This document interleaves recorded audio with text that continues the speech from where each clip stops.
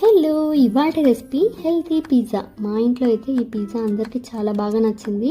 మీరు కూడా ఒకసారి ట్రై చేసి చూడండి, మీకు ఖచ్చితంగా నచ్చుతుంది. ఇక నేను టాపింగ్స్ కోసం చిన్నగా చాప్ చేసుకున్న టమాటోస్, క్యాప్సికమ్, ఆనియన్స్, బాయిల్ చేసుకున్న కార్న్ తీసుకున్నాను. ఇక్కడ ఒక బౌల్లో ఒక 2 కప్స్ జొన్న పిండి తీసుకొని ఇందులో కొద్దిగా సాల్ట్ కూడా వేసుకున్నాను. కొద్దిగా హాట్ వాటర్ వేసుకుంటూ కలుపుకోవాలి.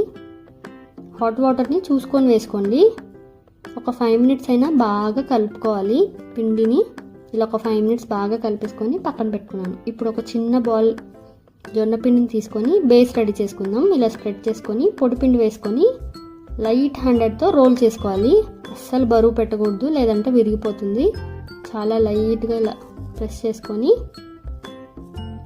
స్టవ్ ఆన్ చేసుకొని ప్యాన్ పెట్టేసుకొని ఒక 30% కుక్ చేసుకోవాలి.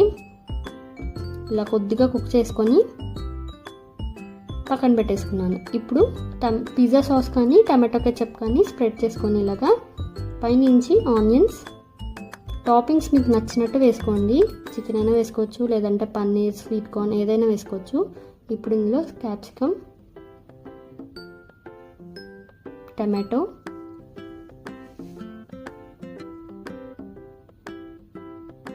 స్వీట్ కార్న్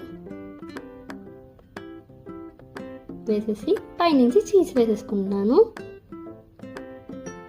చీజ్ ఎంత వేస్తే అంత బాగుంటుంది టేస్ట్. ఇలా వేసేసుకొని ప్యాన్ మీద పెట్టేసుకొని లో ఫ్లేమ్లో మూత పెట్టి కుక్ చేసుకోవాలి. చీజ్ మొత్తం మెల్ట్ అయ్యేంత వరకు కుక్ చేసుకోవాలి. అంతే, మన హెల్తీ పిజ్జా రెడీ. చాలా బాగుంటుంది, ఒకసారి ట్రై చేయండి. వీడియో నచ్చితే ప్లీజ్ లైక్ చేయండి, షేర్ చేయండి అండ్ కమెంట్ చేయండి.